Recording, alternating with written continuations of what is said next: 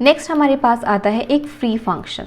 तो जब आप डायनामिकली मेमोरी एलोकेट करते हैं और आपको लगता है कि उस मेमोरी का काम निमट चुका है, जो आप ऑपरेशन परफॉर्म करवाना चाहते थे वो काम हो चुका है, तो हम उस मेमोरी को डीएलोकेट कर देते हैं। जैसे कि ये हमने 40 बाइट, तो यहाँ पर हमने 20 बाइट्स के लिए मेमोरी एलोकेट की थी, हमने ऑपरेशन परफॉर्म किया, वैल्यूज़ को सेव किया, उन पर ऑपरेशंस लगाए, उनको प्रिंट करवा लिया। अब हमें लगता है इस स्पेस का कोई भी यूज़ नहीं है, तो हम लोग क्या करते हैं, इस स्पेस को डीएलोकेट कर देते हैं using free function. Pointer P आप यहाँ पर देंगे, जिस पी पॉइंटर, क्योंकि पी पॉइंटर में क्या था, इसका बेस एड्रेस था, तो यहाँ पे पी पॉइंटर को आपने पास किया, मीन्स इस पी पॉइंटर जो भी एड्रेस को रेफर कर रहा है वहाँ पे से मेमोरी को डीएलोकेट कर दिया गया है। अब इस मेमोरी में कुछ भी डेटा जो हमने सेव किया था वो यहाँ पर अवेलेबल नहीं होगा। तो P में अब एक इनवैलिड एड्रेस है, मीन्स P अब यहाँ पर किस टाइप का पॉइंटर, एक डेंगलिंग पॉइंटर बन जाता है। ठीक है, तो फ्री P अगर देखिए मैं यहाँ करती हूँ, यहाँ मेरा प्रोग्राम सब काम निमट चुका है। अब मैं यहाँ पर क्या कर सकती हूँ, फ्री P कर सकती हूँ। मतलब कि जो स्पेस एलोकेट हुआ था, जो यहाँ पर स्पेस एलोकेट हुआ था फॉर द प्रोग्राम, वो हमने डी एलोकेट कर दिया, ताकि जो दूसरा प्रोग्राम आए, जो फर्दर आप प्रोग्रामिंग करें तो उसमें उसका यूज़ हो सके। बट यहाँ पर एक सिचुएशन क्या आ सकती है, सिचुएशन ये आ सकती है कि आपने फ्री P कर दिया और अब आप आगे फर्दर प्रोग्राम में जाके P का यूज़ कर रहे हैं, तो P आपको क्या रिटर्न करेगा, कुछ गार्बेज वैल्यूज़ दे सकता है।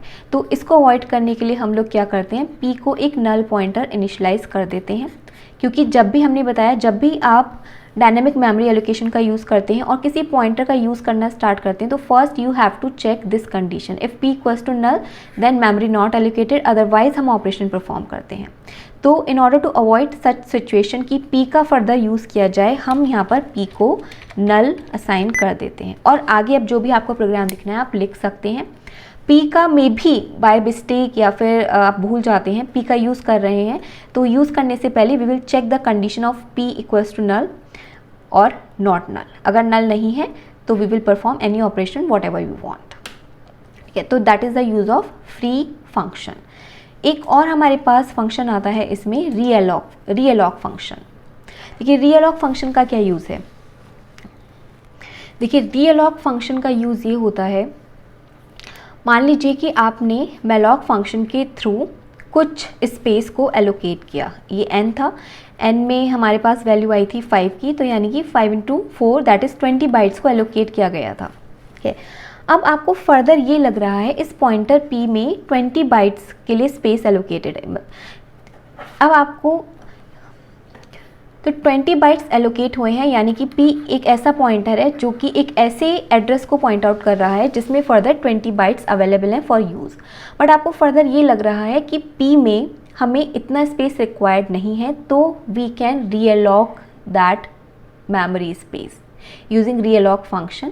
तो रीअलॉक फंक्शन के लिए हम लोग क्या करते हैं, P पैरामीटर पास करते हैं, यानी कि क्योंकि इस पॉइंटर से रिलेटेड जो मेमोरी है, इस पॉइंटर से लिंक्ड जो मेमोरी है उसको हमें रीअलॉक करना है, उसकी साइज़ को हमें चेंज करना है, मे बी हमें बढ़ाना है या फिर मे बी हमें घटाना है। तो P द साइज़ जो कि हमने मेलॉक फंक्शन में पैरामीटर पास किया था, सेम साइज़ यहाँ पर, सेम पैरामीटर यहाँ पे पास P दिस पैरामीटर, और ये पैरामीटर सेम है जो कि हमने मेलॉक फंक्शन में किया था, बट यहाँ पर क्या होगा, अब आप साइज़ चेंज कर सकते हैं। देखिए मैं इसका आपको प्रोग्राम एग्जीक्यूट करके दिखाती हूँ। ओके, सो ये वाला जो प्रोग्राम था मैं इसी में ही अपडेट कर रही हूँ वैल्यूज़ को। तो देखिए ये वाला प्रोग्राम हमने बनाया था अभी तक, ठीक है, मेलॉक कैलॉक के थ्रू हमने जो बनाया था फंक्शन, कैलॉक फंक्शन के थ्रू बना हुआ है ये प्रोग्राम, जिसमें हमने यूज़र से एट रन टाइम पूछा था कि कितनी वैल्यूज़ उसको सेव करवानी है, एंड देन हमने उसके अकॉर्डिंगली वैल्यूज़ को लिया एंड देन उनको प्रिंट करवाया था। बट अब एक ऐसी सिचुएशन आ सकती है कि यूज़र ये चाहता है कि जितनी वैल्यूज़ मैंने एंटर की तो उसके बाद मे बी मुझे कुछ वैल्यूज़ को बढ़ाना है या फिर कुछ वैल्यूज़ को डिक्रीज़ करना है, तो उस केस में क्या किया जाए। तो हमने यहाँ पर यूज़र को एक चॉइस दी, printf do you want to increase or decrease the size of array. Yes, maybe कि जैसे उसने यहाँ पर मान लीजिए, जैसे लेट सपोज यूज़र ने कितना दिया, n का वैल्यू दिया 5, ठीक है, तो ये 20 बाइट्स उसको एलोकेट हो गई थी, बट उसको अभी लग रहा है कि ये सब ऑपरेशंस परफॉर्म करवाने के बाद कि उसको 2 वैल्यूज़ और चाहिए थी। तो वो क्या करेगा, अलग से कोई एरे ना क्रिएट करने के बजाय इसी ही एरे में उसको क्या करना है, इसके साइज़ को इंक्रीज़ या डिक्रीज़ करना है अगर इस एरे के साइज़ को, तो वहाँ पर वो रियलॉग फंक्शन का यूज़ करेगा। तो यहाँ पर हम क्या करेंगे कि उसको एक चॉइस देंगे, do you want to increase or decrease the size of array, जिसमें हमने यूज़र से चॉइस ले ली। अगर वो येस कहता है तो हम लोग रियलॉग वाले फंक्शन को एग्जीक्यूट करेंगे। तो देखिए इस फंक्शन में मैंने क्या किया है, उससे पूछा है enter updated size of n। हम उससे पूछेंगे कि कितने साइज़ को वो और बढ़ाना चाहता है। कि तो n1 में हमने वो लिया, n1 के अकॉर्डिंगली अब हमने क्या किया, p को रीएलोकेट कर दिया। मान लीजिए उसने कहा कि मैंने पहले n की वैल्यू 5 दी थी, बट अभी मैं चाहता हूँ कि जो एरे है मेरे पास उसकी वैल्यू 7 हो, यानी कि 2 वैल्यूज से वो इस एरे के साइज़ को बढ़ाना चाहता है। तो n1 में उसने दिया 7, तो अब हमारे पास जो p पॉइंटर है वो अब पॉइंट आउट कर रहा है किसको, एक ऐसे एरे को जिसका साइज़ 7 है। तो रियलॉग फंक्शन के थ्रू हमने क्या किया, इस पॉइंटर p को ही अपडेट कर दिया जिसका साइज़ कितना है, 7 है। ठीक है, अब हमने चेक किया again, if p equals to null हो गया, मान लीजिए कि ये स्पेस अवेलेबल नहीं था, तो मेमोरी नॉट एलोकेटेड वाला फंक्शन हम लोग स्टेटमेंट एग्जीक्यूट करवा देंगे। अदरवाइज हम क्या करेंगे, अब फॉर लूप में वैल्यूज़ को, फॉर लूप के थ्रू हम लोग यूज़र से फर्दर वैल्यूज़ ले सकते हैं। अब बात आती है कि क्या मैं सारी वैल्यूज़ लूँगी, ये 1 2 3 4 5 6 7 नहीं, आप क्या कर सकते हैं, केवल ये 2 वैल्यूज़ भी ले सकते हैं जो आपको ऐड करनी है, और आप चाहें तो ये सारी वैल्यूज़ ले सकते हैं। जैसे कि अगर मान लीजिए मैं यहाँ पर जो लूप है वो 0 से चलाती हूँ अप टू n1 तक, तो ये मुझसे पूरी 7 की 7 वैल्यूज़ पूछेगा और यहाँ पर एट द एंड 7 वैल्यूज़ को प्रिंट करवा देगा। बट मैं चाहती हूँ केवल जो एडेड वैल्यूज़ हैं, ये जो 2 एडेड वैल्यूज़ हैं, केवल मुझे उनकी वैल्यूज़ को ऐड करवाना है, बाकी बाद में जो मैं वैल्यूज़ प्रिंट करवाऊंगी वो पूरे एरे की करवाऊंगी। तो अब ये सोचिए जो i है, यानी कि ये वाला जो लूप है वो कहाँ से हम लोग स्टार्ट करेंगे, वो हम n से स्टार्ट कर सकते हैं, क्योंकि देख लीजिए अगर 0 1 2 3 4 5 6, तो 4 तक तो उसके पास वैल्यूज़ चली गई होंगी। अब हम चाहते हैं कि 5th वाले इंडेक्स से जो वैल्यू है 5th वाले इंडेक्स पर जाए, तो इसलिए हमने जो लूप स्टार्ट किया वो i इक्वल्स टू n से हमने उसको स्टार्ट किया है, कोई एरर नहीं है। तो इसलिए हमने लूप को कहाँ से स्टार्ट किया, i इक्वल्स टू n से हमने उसे स्टार्ट किया है। एंड इसके अलावा हम लोग एक चीज़ और करते हैं, यहाँ पर i प्लस 1 कर देते हैं। अभी आपको समझ में आएगा मैंने i प्लस 1 क्यों किया है, समझ में आ जाएगा। ठीक है, तो मैं केवल ये जो 2 यहाँ पर मैंने बाइट्स बढ़ाई थी, ठीक है, तो केवल इनमें 2 वैल्यूज़ मैं डालना चाहती हूँ, पुरानी वैल्यूज़ वहीं रहें। इसके अलावा जो हमने यूज़र से चॉइस ली है वो इंटीजर में ली है, एंड हम ये एज्यूम कर रहे हैं, आप यहाँ पर स्टेटमेंट भी दे सकते हैं कि अगर वो want to continue, want to increase or decrease the size, he can press 1, otherwise anything. तो कंट्रोल S करते हैं और एग्जीक्यूट करते हैं। तो देखिए बहुत ध्यान से समझिएगा इसको, एंटर साइज ऑफ n हमने दिया 5, तो वैल्यूज़ ही 1 2 3 4 5, तो यही वैल्यूज़ हैं हमारे पास प्रिंट हो गई। अब उसने हमसे पूछा do you want to increase or decrease the size of array, yes मैं चाहती हूँ, तो मैंने इसलिए 1 प्रेस किया। अब वो मुझसे पूछ रहा है enter updated size of n, तो मैं चाहती हूँ 7 कि 7 हो जाए, यानी कि 2 बाइट्स और एलोकेट हो गई होंगी in continuation to the same array. अब वो मुझसे पूछ रहा है एंटर 6th वैल्यू, तो मैं चाहती हूँ 90 आए और जो 7th है वो आए 100।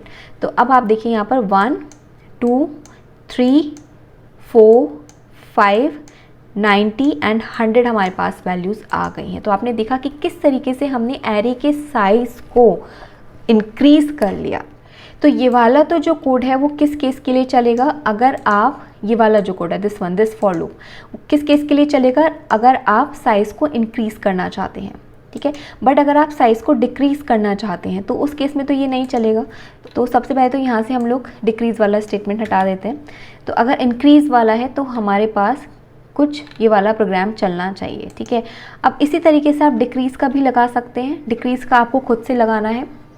डिक्रीज़ के लिए देखिए हम क्या करेंगे, क्या क्या स्टेटमेंट्स जाएंगे। सबसे पहले तो हम उसको ये स्टेटमेंट देंगे, do you want to decrease the size of array, तो अगर वो 1 प्रिंट करता है तो ये स्टेटमेंट एग्जीक्यूट हो, अदरवाइज कुछ भी नहीं होना चाहिए। तो उसने 1 प्रिंट किया, तो enter the updated size. Let suppose उसने हमारे पास पहले n 5 था और n1 उसने दिया 2, डिक्रीज़ करना चाहता है साइज़ को, तो हमने रीएलोकेट कर दिया। तो जो साइज़ है वो केवल 2 बाइट्स का रह जाएगा। अब चेक किया if p equals to null, else हम लोग क्या करेंगे, अब हम लोग उस केस में जस्ट हम लोग इस वैल्यू को प्रिंट करवा देंगे, ओके, तो प्रिंट करवाने के लिए हम लोग केवल ये वाला स्टेटमेंट लगाएंगे। तो मैं एक बार इसे एग्जीक्यूट कर लेती हूँ ताकि आपको कोई भी किसी भी तरह का कन्फ्यूजन ना हो। कंट्रोल सी करके कंट्रोल वी किया। यहाँ पर हमने दिया do you want to decrease the size of the array. तो ये हमने सी एच में लिया। अगर वो यहाँ पर 1 देता है, अपडेटेड साइज़ हमने लिया, पी नल हुआ, तो यहाँ पर जस्ट हम लोग क्या करेंगे, एरे को प्रिंट करवा देंगे अप टू n1। देखिए अब एग्जीक्यूट करते हैं इसको। Enter the size of n, 5 था हमारे पास, 1 2 3 4 5 वैल्यूज़ थी। Do you want to increase the size of array, नहीं, तो बाहर आ गया। Do you want to decrease the size of array, yes, तो 1 प्रेस किया। अपडेटेड साइज मैं चाहती हूँ 3, तो देखिए मेरे पास वैल्यूज़ क्या आ गई हैं, 1 2 एंड 3। सो आई होप कि आपको समझ में आया होगा कि अब realoc फंक्शन कैसे वर्क करता है। बेसिकली एरे के साइज़ को आप डायनामिकली इंक्रीज़ भी कर सकते हैं एंड डिक्रीज़ भी कर सकते हैं, और अगर आप डायनामिकली नहीं करते हैं तो इसका बहुत ही लंबा प्रोसेस होता है साइज़ को इंक्रीज़ करने का। बट डायनामिकली हमने किया realoc फंक्शन के थ्रू, तो ये बहुत ही ईजी हो गया। एंड आई होप कि आपको इस सिंपल सा प्रोग्राम समझ में भी आया होगा, ऑल्दो लेंदी हो गया है, but try to understand this step by step. तो यहाँ पर हमारा ख़त्म होता है ये मॉड्यूल 10, जिसमें हमने डायनेमिक मेमोरी एलोकेशन के बारे में पढ़ा। नेक्स्ट लेक्चर में अब हम लोग देखेंगे next module, so stay tuned.